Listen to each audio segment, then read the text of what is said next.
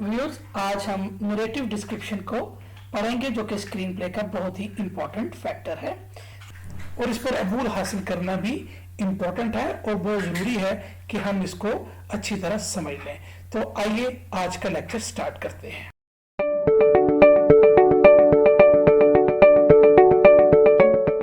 Viewers, narrative description तीन चीज़ों को डिस्क्राइब करता है या उसके तीन पार्ट्स हम कह सकते हैं। सबसे पहले है द एक्शन, सबसे इम्पोर्टेंट चीज़। फिर उसके बाद है सेटिंग्स एंड करैक्टर्स, और फिर हमारे पास है साउंड्स। ये तीन पार्ट्स हैं नरेटिव डिस्क्रिप्शन के। नो, इन तीनों पार्ट्स को हमने किस तरह अपने स्क्रिप्ट पर लिखना है कि हमारा स्क्रिप्ट बहुत क्रिस्पी नज़र आए और उसके बिकने के चांसेस भी बढ़ जाएं। तो सबसे पहले अगर हम एक्शंस को देखें तो एक्शंस को याद रखिए व्यूअर्स कि हमने अपने जो पैराग्राफ बनाने हैं एक्शंस के, वो बहुत बड़े बड़े पैराग्राफ्स नहीं होने चाहिए। लेट्स से 2-4 लाइंस पर पैराग्राफ, इट्स ओके। और उन पैराग्राफ्स में हमने जो बात कहनी है, जो बात फील करवानी है, वो उस एक पैराग्राफ में होनी चाहिए। हमें यूँ कहना चाहिए कि एक बीट के लिए एक फील आनी चाहिए। तो इसको यूँ सिंपल किया जा सकता है कि एक पैराग्राफ में हम पढ़ने वाले के लिए एक किस्म की फीलिंग ज़रूर लेकर आ सकें, या जो हम कहना चाहते हैं वो क्लियर हेडेड अगले को समझ आ रहा हो। तो एक्शन का तो सबसे इम्पोर्टेंट पॉइंट ये है। इसके बारे में आगे भी बताता हूँ। अब देखिए, जब आपने सेटिंग्स और करैक्टर्स को बताना है तो ये ध्यान में ज़रूर रखिएगा कि करैक्टर की जो डिस्क्रिप्शन होती है, करैक्टर की डिस्क्रिप्शन होती है वो इम्पॉर्टेंट होती है, लेकिन वो हमें कोई 2-2, 4-4 पैराग्राफ उसके लिए नहीं चाहिए। एक जुमला, हद 2 जुमले बहुत ज़्यादा हैं। तो कोशिश यही करनी चाहिए, अनलेस एंड अनटिल उस स्क्रिप्ट की बहुत ही कोई करैक्टर को बताने की ज़रूरत हो तो ठीक है, नहीं तो एक लाइन काफ़ी। मिसाल के तौर पे मैं कहता हूँ कि Ahmed is a hard looking guy. No, ये जो डिस्क्रिप्शन है हार्ड, तो अब ज़रूरत नहीं है कि अगर हमने उसको हार्ड दिखा रहे हैं तो हम अब बताएं कि उसने टाइट किस्म की जीन्स पहनी हुई है, लेदर जैकेट्स पहनी हुई हैं, डेनिम्स पहना हुआ है। ज़रूरत नहीं है उसकी ज़रूरत नहीं है। इस पॉइंट ऑफ व्यू से मेरा कहने का मतलब आपको सिर्फ इतना है कि जब भी आप डिस्क्रिप्शन किसी कैरेक्टर की कर रहे होते हैं तो it should be like very very concrete. मिसाल के तौर पर Saira is dashing, efficient, but A honest wife. अगर इस जुमले को आप देखें तो हमने तकरीबन सायरा के बारे में सारी बातें बता दी हैं कि वो ऑनेस्ट भी है, वो खूबसूरत भी है, और वो एफिशिएंट भी है, और वो वाइफ भी है। सो हमने एक जुमले में उस करैक्टर को पैक कर दिया, ये काफ़ी है। अब किन सूरतों में हम इस डिस्क्रिप्शन को बढ़ा सकते हैं? वो इस सूरत में बढ़ा सकते हैं कि अगर हमें उस करैक्टर के मतलब थोड़ी सी कोई डिफरेंट चीज़ बतानी है बाकियों से, तो हम एक आध लाइन का उसमें इजाफा कर सकते हैं। अदरवाइज़ एक जुमला काफ़ी है और इतने पे ही हमें इक्तफा करना चाहिए। अब ये कि चूँकि मैं तीनों चीज़ों को साथ ही डिस्कस कर रहा हूँ तो बारी बारी मैं इनको साथ करता जाऊँगा। अब मिसाल के तौर पे जब हम एक्शंस लिख रहे होंगे तो हमें अपना जो नरेटिव है वो हमें बहुत लीन रखना पड़ेगा। यानी कहने का मतलब है कि हमें सिर्फ उतनी ही चीज़ बतानी है जितनी की ज़रूरत है। मेरा ये कहने का मतलब है कि सपोज मैं ये कहता हूँ Ahmed sits in a conference room with his buddies या कोवर्कर्स, कर लेते हैं। अब क्या है कि इसमें एक हमारा करैक्टर अहमद है, कॉन्फ्रेंस रूम हमारी प्लेस आ रही है, कोवर्कर्स जो हैं 7 करैक्टर्स हैं, एक्स्ट्रा करैक्टर्स। अब यहाँ पर हमें ज़रूरत नहीं है कि अहमद के ड्रेस के बारे में हम बताना शुरू कर दें। कोई ख़ास ज़रूरत नहीं है।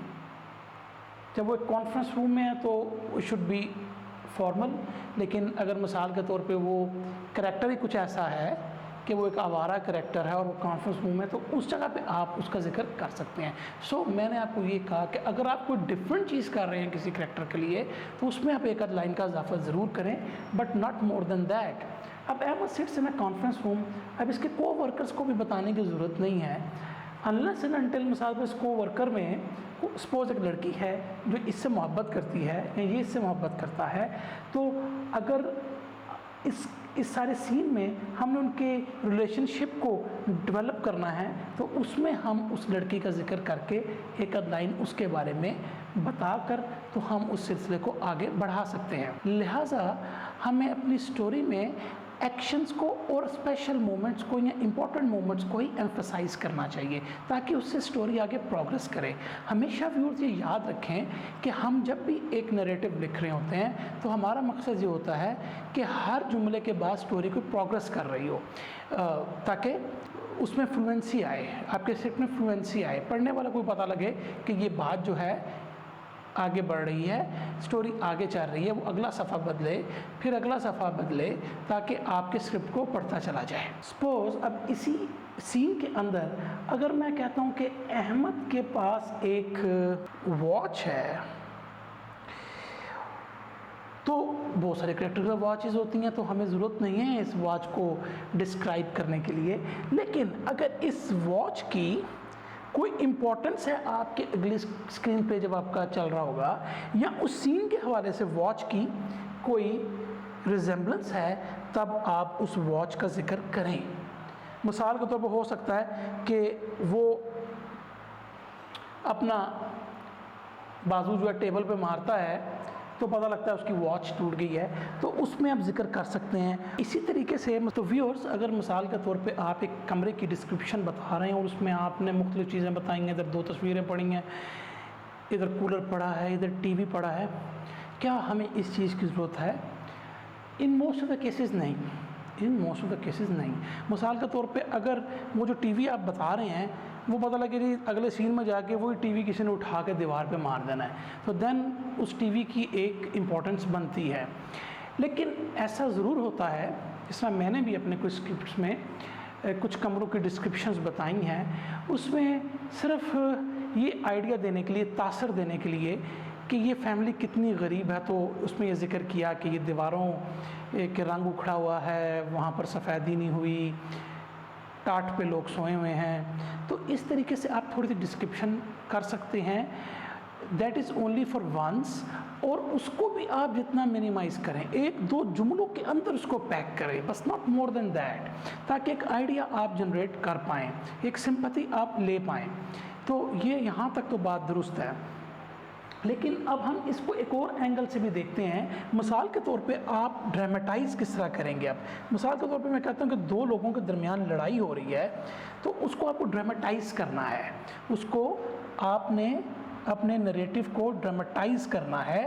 और ड्रामेटाइज़ करने के लिए सपोज़ वो फाइट करते हैं, तो अब फाइट के लिए ज़रूरी नहीं कि आप हर मूव ही बताएं, लेकिन आपको एक फेयर आइडिया देना है कि वो फाइट कैसे हो रही है, वो फाइट कैसे हो रही है और उसमें लोगों का रिएक्शन क्या आ रहा है। तो उसको मैं एक एग्जांपल से बताता हूँ। तो 2 फाइटर्स के दरमियान फ़ाइट हो रही है, तो हम कुछ उनके बारे में यूँ बताएंगे कि उसने उसको किक की, दूसरे ने उसको शील्ड किया, रोका, 2-4 चीज़ें इस तरह की आप बता के उसके बाद उसकी थोड़ी सी समरी भी ज़रूर आप बताएं। मिसाल के तौर पर एक लॉन्ग फाइट सीन है, तो आप उसकी समरी यूँ बता सकते हैं कि दोनों लड़ते लड़ते पहाड़ के, ये दोनों लड़ते लड़ते दूर निकल गए, और वहाँ पर भी हम बता सकते हैं कि उनके एक्शंस हम दिखा रहे हैं।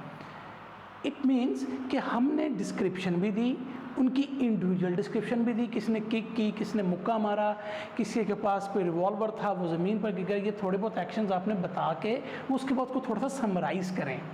तो इस समराइज़ करने से फिर ये फ़ायदा हो जाएगा कि हम एक आइडिया हो जाएगा कि क्या कोई हारा है, कोई जीता है, या मिसाल के तौर पे उन दोनों के दरमियान जो है वो फ़ाइट बराबर रही है, या हम उस फाइट को इस तरह दिखाना चाहते हैं कि कोई जीता या कोई हारा नहीं, गोया कि वो लड़ रहे हैं, हम दूर दिखाते जा रहे हैं, कैमरा दूर होता चला जा रहा है और इस तरीके से हम उस सीन को ख़त्म करें। It's up to you. लेकिन फाइट सीन में जब आप ड्रामेटाइज पोज करते हैं तो ड्रामेटाइज में आपको इंडिविजुअल सीन्स का भी आपने ज़रूर जिक्र करना है और उसके बाद उसको समराइज़ कैसे करना है, बिल्कुल उसका भी आपने ख्याल रखना है। इसकी एग्जाम्पल आप यूँ भी लिख सकते हैं, सपोज़ एक गेम हो रही है और वो गेम है फुटबॉल की, और फुटबॉल में हम 2-3 जुमले बताने के बाद कि 2 टीमें बड़ी मजबूत हैं सपोज़ और वो उनके दरमियान मैच हो रहा है, तो हमने कोई 1-2 जुमला वो बताना है जो कि कैची होगा, जो कि दूसरे लफ्ज़ों में उस सारे सीन का एक कोर हमारा रिज़ल्ट होगा।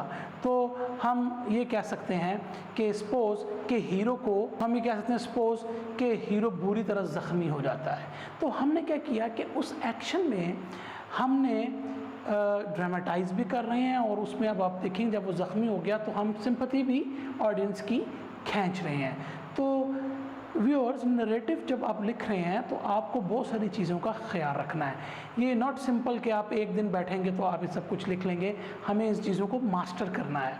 आगे बढ़ जब हम डिस्क्रिप्शन कर रहे होते हैं अपनी सीन्स की, तो सपोज जब मैंने आपको कहा कि हमने इंपॉर्टेंट बातों को ही बताना है, लेकिन उसमें समटाइम ऐसा होता है कि कुछ जुमले ऐसे हैं जो कि अवॉइड किए जा सकते हैं। Suppose he walks to him, she sips from a cup. इन चीज़ों को ज़रूरत नहीं है हमें कहने की, क्योंकि ये स्टोरी को आगे नहीं बढ़ा रहे। जब स्टोरी को आगे नहीं बढ़ा रहे तो हमें उनको लिखना भी नहीं चाहिए। लेकिन अगर सपोज़ उस कप में पॉइज़न है तो फिर उस कप की अहमियत बनती है। हम बता सकते हैं वो पीने लगा तो अब हम इसको एक ड्रामेटाइज हमने कर दिया इस चीज़ को। सो इस चीज़ का ख्याल रखिएगा व्यूअर्स कि हम जब भी ड्रामेटाइज़ कर रहे होते हैं या अपना एक्शन लिख रहे होते हैं तो हमने उन चीज़ों को अवॉइड करना है जिससे स्टोरी आगे नहीं बढ़ रही। हमने उन्हीं चीज़ों का ख्याल रखना है जिससे स्टोरी हमारी आगे फॉरवर्ड चले और हमें पता लगे कि इसके बाद ये बात हो गई है, अब ये स्टोरी यहाँ पर पहुँच चुकी है। सपोज इस गेम के अंदर जो मैंने आपको जिक्र आपको एग्जांपल दे रहा था, फुटबॉल के गेम के अंदर हमें स्कोर बोर्ड की ज़रूरत हमें दिखा सकते हैं कि 1-1 से बराबर है, और टाइम भी हम दिखा सकते हैं कि टाइम 2 मिनट रह गए हैं और उसमें हीरो ज़ख्मी हो गया है। तो ये ड्रामेटाइज हो गया, लेकिन उस बोर्ड की वहाँ पर अहमियत है कि हमें उससे एक इन्फॉर्मेशन मिल रही है कि ये गेम जो है इस टाइम बराबर जा रही है और आखिरी 2 मिनट हैं और हीरो को ज़ख्मी कर दिया जाता है, और इस तरह एक मतलब आप जो है स्टोरी को ड्रामेटाइज करते हैं। याद रखें, एक जो थंब रूल है वो ये है स्टोरी के आगे बढ़ने का कि अगर सपोज स्टोरी आगे नहीं भी बढ़ी किसी एक्शन या डायलॉग के बाद, तो एटलीस्ट कोई इन्फॉर्मेशन ज़रूर लीक हो, एटलीस्ट उसमें इंफॉर्मेशन ज़रूर लीक होनी चाहिए। लेकिन चंद गुरुज़ ये कहते हैं कि इंफॉर्मेशन भी नहीं, सिर्फ हमें स्टोरी का आगे बढ़ना ही मकसूद होता है। लेकिन बहुत सारे राइटर्स और गुरुज़ का ये भी कहना है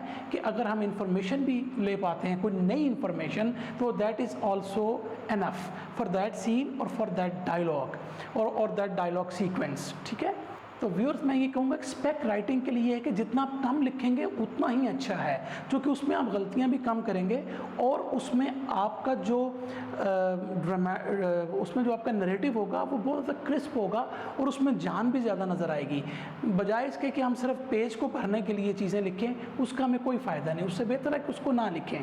व्यूअर, चूँकि ये एक विजुअल मीडियम है तो इसमें डेफिनेटली हमने जो देखना है और जो सुनना है वही हम लिखेंगे। ये नहीं हो सकता कि मैं कहूँगा जी वो उससे मिला तो उसको 20 साल पुरानी यादें आनी शुरू होगी। इट्स अ नावल में तो ये चीज़ें चल सकती हैं, लेकिन आपको वही चीज़ लिखनी है जो आप दिखा सकते हैं या सुनवा सकते हैं। That's all, that's important. Viewers, आपको ये भी बताता चलूँ कि जो एक्शंस हैं वो प्रेजेंट टेंस में लिखे जाते हैं और उसको एक्टिव वॉइस में ही होना चाहिए। अगर सपोज आप इंग्लिश का स्क्रिप्ट लिख रहे हैं तो सपोज मैं कहता हूँ Ahmed is sitting on a chair, Ahmed is walking on in the park. अब क्या है कि ये गलत है सेंटेंसेस, हमें लिखना चाहिए एक्टिव फॉर्म में। अहमद प्रेजेंट एक्टिव रहेगा, Ahmed sits on a chair. Very important ये बात कर रहा हूँ, Ahmed walks in the park. तो हमने अपने वर्ब्स को या अपने जुमलों को हमने एक्टिव एक्टिव फॉर्म में रखना है और वो रहें भी प्रेजेंट में। इवन आपके फ्लैशबैक और ड्रीम्स भी जो हैं वो प्रेजेंट एक्टिव फॉर्म में लिखे जाएंगे। दैट इज़ ऑल्सो इम्पॉर्टेंट, उनको आपको जेहन में रखना है। यूजली ये भी बात मैं आपको बताता चलो, हम किसी का एक्शन या किसी करैक्टर के बारे में कुछ बता रहे होते हैं तो हमें ऐसा वर्ड यूज़ करना चाहिए कि जिससे हमें उसके बारे में इंफॉर्मेशन ज़्यादा मिल सके। मिसाल के तौर पे मैं ये कहूँ कि ही पुल्स आउट अ गन, जुमला बिल्कुल करेक्ट है, गलत नहीं है, लेकिन अगर आप यूँ लिख दें ही पुल्स आउट अ मैग्नम .45, तो उसमें क्या है कि इस वर्ड की वजह से मैग्नम .45 की वजह से हमें एक इन्फॉर्मेशन पता लग गई और हमें अब उस गन को बताने की आगे एक्शन में भी ज़रूरत नहीं पड़ेगी और ये है कि हमारा जुमला भी बड़ा क्रिस्प हो जाएगा। इसी तरीके से मिसाल के तौर पे अगर हम ये कहते हैं ही वॉक्स इन, तो हम लिख सकते, अगर हम ये लिखें ही स्ट्राइड्स इन, तो अब इसमें थोड़ा सा स्ट्राइड्स इन में हमें थोड़ा सा उसके बारे में, उसके स्टाइल के बारे में थोड़ा सा पता लगे। वॉक्स तो सभी करेंगे, लेकिन स्ट्राइड्स इन, उसके स्टाइल का, उसके तरीक़ेकार का हमें उस करैक्टर का पता लग रहा है। तो व्यूअर्स, इन चीज़ों का भी आपने ख्याल रखा है। इंग्लिश में, उर्दू और हिंदी में जब आप ये स्क्रिप्ट लिख रहे होंगे तो डेफिनेटली अगर सपोज वो कहता है ही पुल्स आउट अ गन, तो वहाँ पर कमोबेश हमारे वर्ब में इतनी चेंजिंग नहीं आती, लेकिन हम अपने जुमलों को क्रिस्प ज़रूर कर सकते हैं। इसी तरीके से अगर मैं कहूँगा उसने गन निकाली, तो अगर मैं ये कहूँ कि उसने मैग्नम .45 निकाली, तो आपका जुमला क्रिस्प हो गया। और इसी तरह अगर मैं कहता वो चलता हुआ अंदर आया, तो अगर हम इसको थोड़ा सा क्रिस्पी करना चाहें तो हम कह सकते हैं कि वो धड़ल से अंदर आया, ठीक है।